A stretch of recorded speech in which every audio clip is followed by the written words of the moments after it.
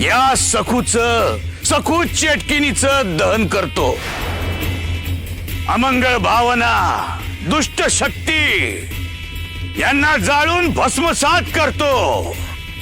पण हा ईदी फक्त सखूसाठी नाही, वाईट शक्तींपासून गावाचं रक्षण व्हावं त्यासाठी हा ईदी आहे।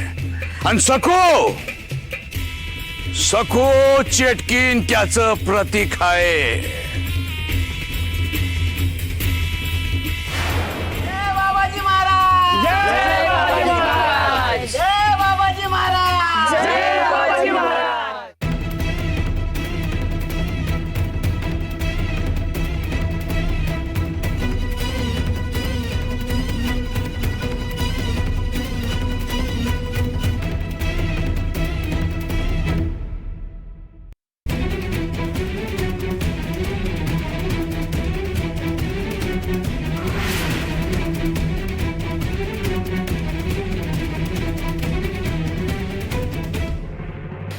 ती सखू जिथं कुठं असल तिथं तडफडून मरेल, माझा शाप आहे। सुखी नाही राहणार ती कधी। जसं हिनं माझ्या धन्याचं हाल हाल केलं, हिचं बी तसंच हाल हाल होती।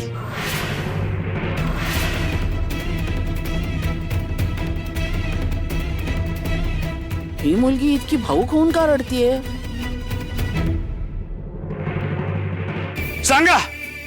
सांगा मला, त्या सखू चेटकिनीमुळं किती निरपराध गावकऱ्यांचा बळी गेला।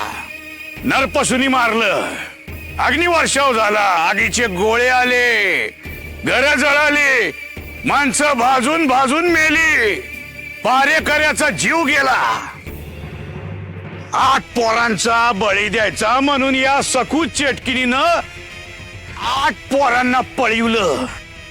एवढंच काय, स्वतःच्या लहानग्या बाच्याला बी सोडलं नाही, त्याला बी पळविलं तिने बळी देण्यासाठी। हो, ही समधी जीवावरची संकट गावावर येत होती, कारण सखू चेटकीन गावात हायदोस घालत होती। पण आम्ही बरोबर तिच्या मुसक्या आवळल्या आणि तिला बांध घातला। जिंगरोबाच्या किरपेमुळं आपण सखू चेटकिनीच्या या संकटातून वाचलो।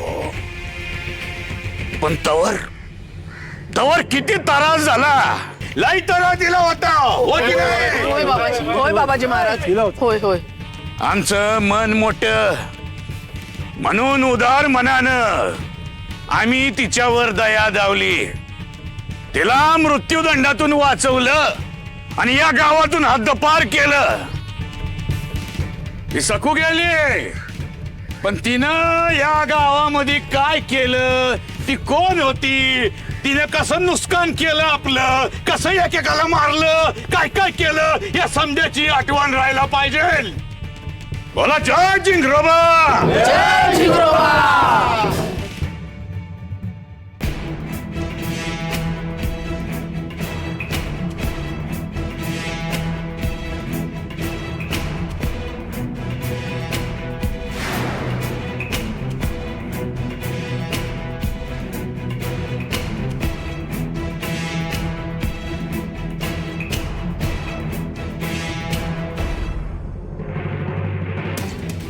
चेटके, आम्हाला खूप छळलंस तू।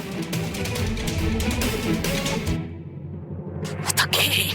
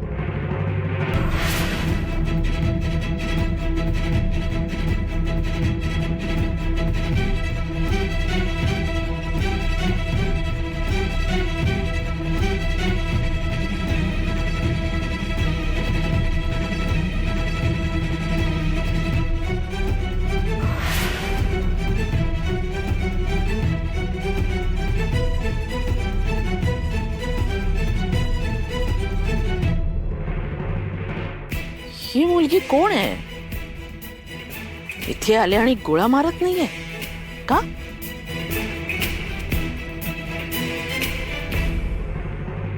अगं तू का नाही घेतला शेणाचा गोळा? अगं घे की, घे तो शेणाचा गोळा. ही आमच्या गावची रीत आहे. या सखुनी लई छळ केलाय आमचा. मला विचार, अगं माझं एक कपाळ बघ, पांढरं पडलंय पांढरं. या सटवीनं केलं हाय हे. घे तो शेणाचा गोळा आणि मार.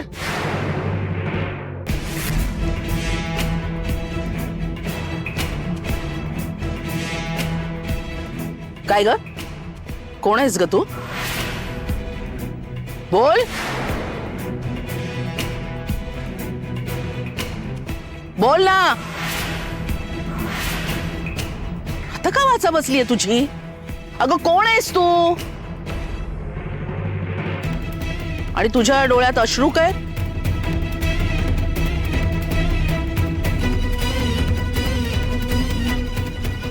या सखू चेटकिणीला ओळखत होतीस की काय? की तुझ्या नात्यात होती ती?